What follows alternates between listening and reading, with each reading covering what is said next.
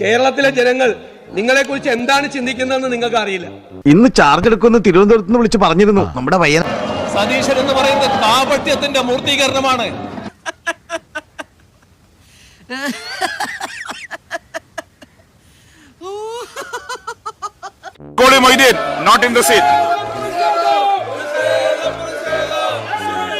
ഞാൻ മേശപ്പുറത്ത് വെക്കുന്നു. ഒരുപാടുണ്ട്.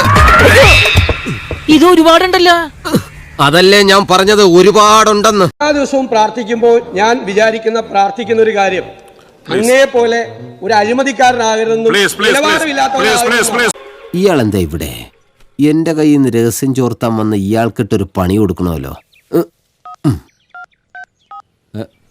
അദ്ദേഹം തീർത്തും നിലവാരമില്ലാത്ത രീതിയിലാണ്. എന്റെ നിലവാരം ഇളക്കാൻ അങ്ങ് വരണ്ട. പിണറായി വിജയൻ അഴിമതിക്കാരനാണെന്ന് പറഞ്ഞാൽ ഈ സമൂഹം ആരും അംഗീകരിക്കുമെന്ന് കരുതണ്ട.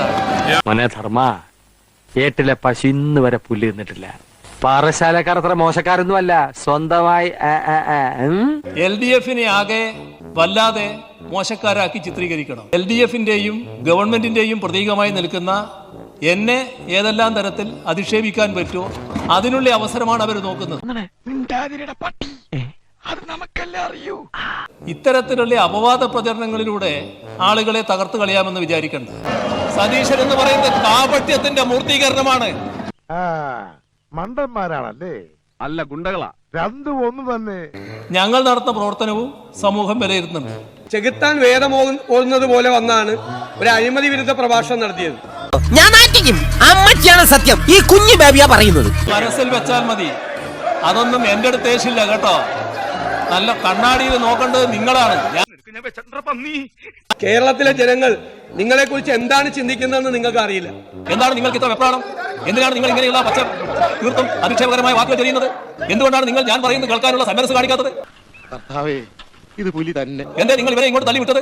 നിങ്ങൾ ഇങ്ങനെ തള്ളിവിട്ട ഘട്ടത്തിലല്ലേ ബഹുമാനപ്പെട്ട സ്പീക്കറെ നിങ്ങളോട് ചോദിച്ചത് ആരാ പ്രതിപക്ഷ നേതാവ് എന്ന്? നിങ്ങളോടല്ല, അവിടെ നിന്നവരോടാണ് ചോദ്യം. നിങ്ങൾ സംസാരിക്കാൻ വേണ്ടി അങ്ങോട്ട് ആളുകളെ വിളിക്കുന്നു, അവിടെ വന്ന് ഇരിക്കാൻ പറയുന്നു. നിങ്ങളുടെ വാക്കിന് വല്ല വിലയുണ്ടോ? നിങ്ങൾ അംഗീകരിക്കുന്നുണ്ടോ? നിങ്ങൾ കാണിക്കുന്ന കാപട്യത്തിന്റെ മറ്റൊരു ഭാഗമല്ലേ അത്? നിങ്ങളൊരു നിലയെടുക്കുക, മറ്റുള്ളവരെ പറഞ്ഞു വിടുക. അതല്ലേ ഈ കിട്ടിയതൊന്നുമല്ല, ശരിക്കുള്ളത് കിട്ടാൻ പോണേ ഉള്ളു.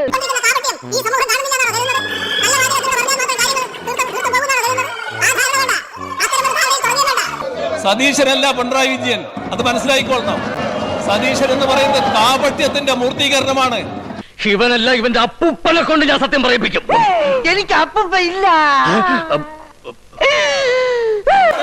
സർ, ഇവിടെ അവതരിപ്പിച്ച കാര്യോപദേശ സമിതിയുടെ 14ാമത് റിപ്പോർട്ടിൽ താഴെ പറയുന്ന ഭേദഗതി ഞാൻ അവതരിപ്പിക്കുന്നു. 2024 ഒക്ടോബർ 9 ബുധനാഴ്ച സഭയിൽ അവതരിപ്പിക്കാനും 2024 കുഴപ്പക്കാരനൊന്നുമല്ല, പക്ഷെ ചൂടൊരിത്തിരി കൂടുതലാണ്.